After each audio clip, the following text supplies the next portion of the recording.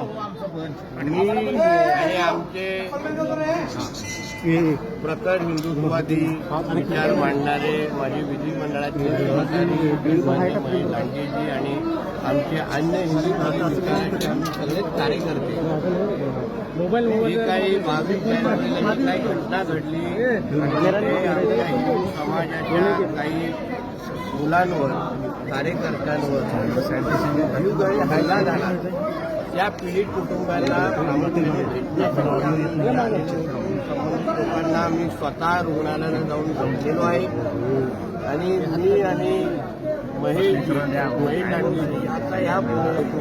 जे काही हिंदुत्ववादी विचाराचे कार्यकर्ते आहेत त्यांना आधार देण्यासाठी ताकद देण्यासाठी आणि आमचं महायुतीचे सरकार हे हिंदुत्ववादी विचाराचं सरकार आहे आणि पूर्ण पद्धतीने या कार्यकर्त्यांच्या मागे उभा आहे हा संदेश देण्यासाठी मी आम्ही इथे उपस्थित आहे। काही डिपार्टमेंटमधले सडके आंबे आहेत सडके ज्यांच्यामुळे आमच्या आदरणीय देवेंद्र फडणवीस यांचं नाव खराब होत आहे त्याहीबद्दल आम्ही पूर्ण माहिती घेतलेली आहे की कोणी काय माहिती केलेली आहे कुठल्या पीआयने कसं आमच्या कार्यकर्त्यांशी आणि त्या पीडितांशी वागलेलं आहे कसं त्यांच्यावर हात उचललेला आहे ही सगळी माहिती आम्ही आदरणीय देवेंद्रजींना गृहमंत्री साहेबांकडे पोहोचवल्यानंतर पुढे काय कारवाई करायची हे तुम्हाला निश्चित पद्धतीने दिसेल। साहेब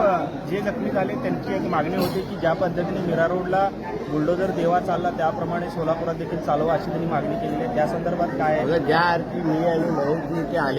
आलेले आहेत म्हणजे ट्रेलर आलेला आहे आता पिक्चर बुलडोजर देवाचं दिसणार पुढे लक्षात घ्या हे ट्रेलर दाखवण्याचं काम आम्ही दोघांनी आलेलो आहे माहिती तरी घेतली पाहिजे की बुलडोजर कुठे चालवलं पाहिजे आता यानंतर बुलडोजर देवा कुठे कुठे चालेल या त्या संबंधित लोकांना कळेल कारण का आमच्या राज्यामध्ये राहून अशा पद्धतीची हिंमत कोण करू शकत नाही हिंदुत्ववादी विचाराच्या कार्यकर्त्यांवर हात टाकू शकत नाही आणि प्रशासनामध्ये डिपार्टमेंटमधले काही अधिकारी अगर बसून आमच्याच हिंदुत्ववादी विचाराच्या कार्यकर्त्यांच्या विरोधात काम करत असतील त्या लोकांच्या बिर्याण्या खाऊन त्यांच्या दाढी कुरवड्यात बसायचं असेल ना तर आता येणाऱ्या दिवसामध्ये दिसेल काय काय होत आहे। खरं तर ज्यांना मारहाण झालेले आहे त्यांच्यावर देखील गुन्हे दाखल झालेले आहेत म्हणून सगळी माहिती मी आणि महेश दादांनी घेतलेली आहे शेवटी आम्ही इथे वस्तुस्थिती समजून घेण्यासाठीच आम्ही दोघंही इथे आलेलो होतो आता आम्ही दोघं जाऊन आदरणीय गृहमंत्री साहेबांना जी माहिती द्यायची ती देणार फक्त गुन्हे मागे घ्यायचा विषय नाहीये त्याचबरोबर त्या मुलांचं संरक्षण त्यांच्या कुटुंबाचं संरक्षण हेही आमच्या दोघांच्या दृष्टिकोनातून महत्वाचं आहे आणि ते आम्ही पुढे